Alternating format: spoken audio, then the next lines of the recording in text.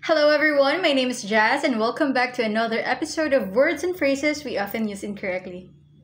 Today's topic was requested, so shout out kay Kuya Harold. Sobrang salamat sa idea kasi sa totoo lang, hindi ko na alam kaagad kung ano yung itatopic ko. So sobrang thank you para sa iyo itong episode na to.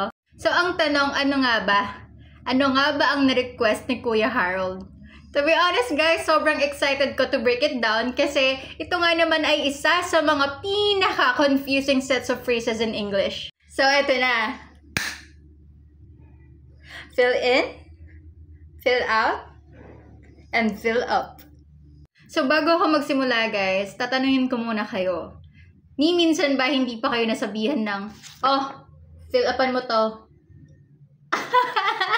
Pero ang tanong, tama ba ang ginamit na term?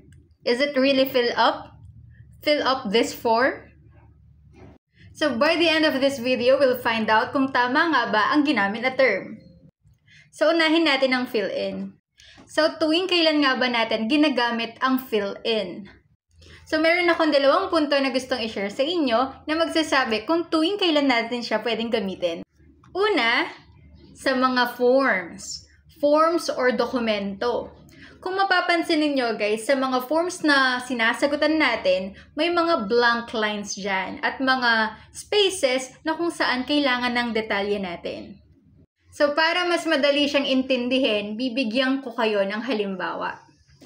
So sa tuwing nag-i-exam tayo, may mga pagkakataon na kailangan nating punan yung mga blank spaces. And makikita ninyo sa instructions, mayroong nakasulat na fill in the blanks.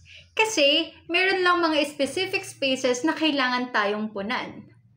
Another example is kapag nag-a-accomplish tayo ng forms. So, sa mga government employees, meron silang personal data sheet na tinatawag or yung PDS. And meron lang mga specific fields na kailangan nilang punan. So, example, fill in your name, fill in your contact number, etc. Pangalawa, when we are doing substitution. Substitution! So, ano bang ibig kong sabihin sa substitution? So, ang ibig ko lang pong sabihin dito ay kapag may pinapalitan tayong tao. Like for example, ako po ay nag-leave sa trabaho. So, pwedeng sabihin ng boss ko sa aking katrabaho na fill in for Jasmine while she is on leave. So, ang ibig sabihin lang nun, habang naka-leave ako, yung katrabaho ko ang magko-cover sa mga responsibilities ko sa trabaho. So, tandaan nyo yung dalawang yun ha. Una, kapag meron tayong butal-butal na impormasyon na hinihingi, so gagamitin natin fill in your name, fill in your age, fill in your address, etc. And pangalawa, kapag pinapalitan natin ang isang tao, pansamantala. Alright, we're done with fill in. So, we are going to move on to fill out. So, kung yung fill in, ginagamit natin siya para hingin yung mga butal-butal na impormasyon ng isang tao, well, ang fill out, ginagamit natin siya para i-cover from start to finish ang buong form. Kanina, tinanong ko kayo kung tama ba ang fill up this form. Well, obviously, hindi po. Mali po siya. Hala, all this time, mali pala ako. Well, opo, mali po kayo. Dahil ang tamang term po na ginagamit natin when we are completing an entire form, application, survey, questionnaires, etc. ay fill out.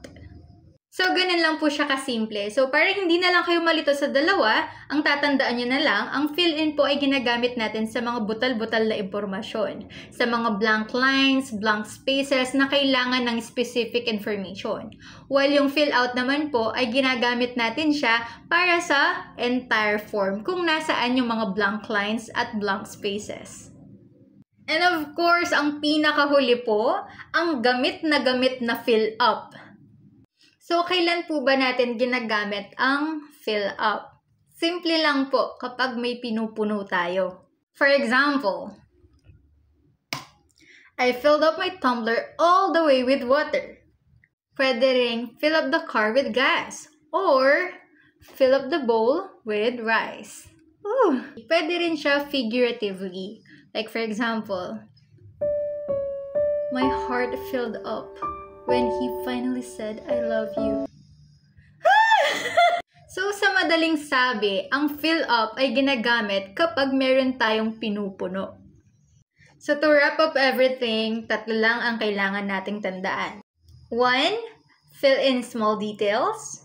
2. Fill out an entire form. And 3. Fill up until it's full. So, ayun lang naman po. These small differences matter po, no? Especially in professional settings. Kaya mas mainam na alam natin kung paano sila gamitin. So, ayun lang po. Sana may natutunan po kayo sa aking munting content sa araw na ito.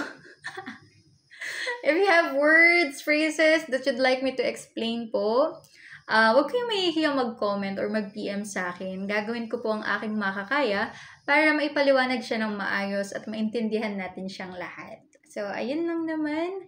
Maraming salamat po ulit sa lahat ng sumusuporta, sa mga nagre-react at nag-share sa aking mga posts. Hindi ko man po kayo maisa-isa, pero alam niyo po kung sino kayo. And I really appreciate you po.